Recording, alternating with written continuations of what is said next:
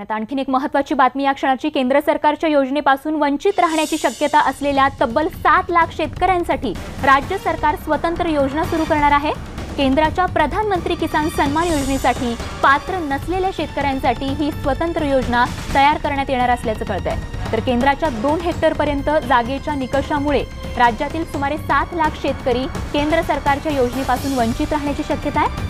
इतका शेतकरी वर्ग नाराज झाल्यास त्याचा फटका हा सरकारला बसू शकतो आणि याच पार्श्वभूमीवर या योजनेसाठी अर्थसंकल्पात 4500 कोटी रुपयांची तरतूद केली जाणार असल्याचं कळतंय। त्यामुळे शेतकऱ्यांसाठीची ही एक अत्यंत महत्त्वाची बातमी या क्षणाची आपण पाहतोय। केंद्र सरकारच्या योजनेपासून वंचित राहण्याची शक्यता असलेल्या 7 लाख शेतकऱ्यांसाठी राज्य सरकार आता स्वतंत्र योजना सुरू करणार आहे आणि नेमकी ही योजना काय आहे याबद्दल तपशील देण्यासाठी विवेक कुलकर्णी आमचे प्रतिनिधी आपल्या सोबत आहेत। विवेक, नेमकी काय योजना आणि काय क्रायटेरिया असणार आहे शेतकऱ्यांचा? केंद्र सरकारतर्फे अंतरिम अर्थसंकल्प संसदेत मांडण्यात आला आणि त्यावेळेस शेतकऱ्यांना खुश करण्याचा एक निर्णय केंद्र सरकारतर्फे घेण्यात आला। यात निर्णय असा घेण्यात आला होता की 2 हेक्टरपेक्षा कमी ज्यांची शेती आहे अशा शेतकऱ्यांना वर्षी 6000 रुपयांची मदत देण्यात येईल। एक शेतकऱ्यांना केंद्रस्थानी ठेवून हा निर्णय घेण्यात आला होता। विशेषतः गेल्या काही निवडणुकांमध्ये भारतीय जनता पक्षाला ग्रामीण भागामध्ये फटका बसलेला आहे, ती गोष्ट लक्षात ठेवून केंद्र सरकारने हा निर्णय घेतलेला होता।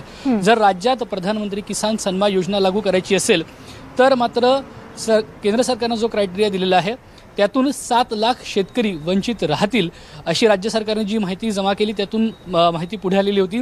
त्याच्यामुळे राज्याचा जो अंतरिम अर्थसंकल्प मांडला जाईल त्यात राज्य सरकार एक तरतूद करणार आहे आणि त्याच्यानुसार जे शेतकरी प्रधानमंत्री किंवा केंद्र सरकारने जो योजना तयार केलेली आहे त्यात समाविष्ट केला जाणार नाही, त्यांचा समावेश या योजनेत केला जाईल। कारण केंद्र सरकारने जी व्याख्या कुटुंबाची केलेली आहे त्यात नवरा बायको आणि 18 वर्षांपेक्षा कमी वय असलेला मुलगा किंवा मुलगी यांचा कुटुंब म्हणून व्याख्या केलेला आहे। त्याच्यामुळे 7 लाख शेतकरी याच्यातून वंचित राहिले असते या सगळ्या योजनेतून।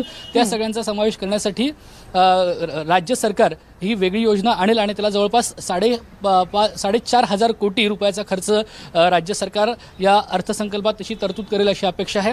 राज्याने आतापर्यंत शेतकऱ्यांना मदत देण्यासाठी जवळपास 22,000 कोटी रुपयांची तरतूद केलेली आहे। त्याच्यात अजून 4,500 कोटी म्हणजे एकंदरीत राज्य सरकार शेतकऱ्यांसाठी 26,500 कोटी रुपयांची तरतूद करणार आहे। निश्चितपणे पश्चिम महाराष्ट्रापेक्षा विदर्भ आणि मराठवाडा या भागांमध्ये अल्पभूधारक शेतकऱ्यांची खूप संख्या जास्त आहे आणि अशा वेळेस जर ते शेतकरी सरकारच्या क्रायटेरियामध्ये बसले तर त्याचा फटका निवडणुकीत बसू शकतो आणि म्हणूनच राज्य सरकार बसू नये म्हणून शेतकऱ्यांच्या दृष्टिकोनातून ही योजना या ठिकाणी येते। त्यामुळे आशा करूयात की ही फलदायी योजना शेतकऱ्यांसाठी ठरेल। धन्यवाद विवेक या माहितीसाठी।